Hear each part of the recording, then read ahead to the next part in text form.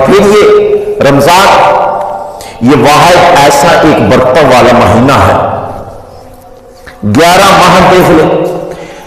جو برکتیں جو نعمتیں رب کائنات اس ماہ کے اندر اپنے بندوں کو عطا کرتا ہے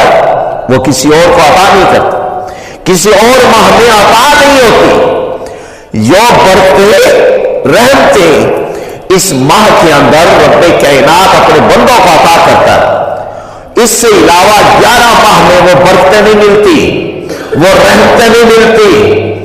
جو رمضان کے اندر ملتی ہیں۔ اب دیکھیے رمضان جب آتا ہے اس رمضان میں سحری ہوتی، افطاری ہوتی، جب افطاری کا دسترخوان لگتا ہے اس دسترخوان پر رب کائنات کی سب نعمتیں موجود ہوتی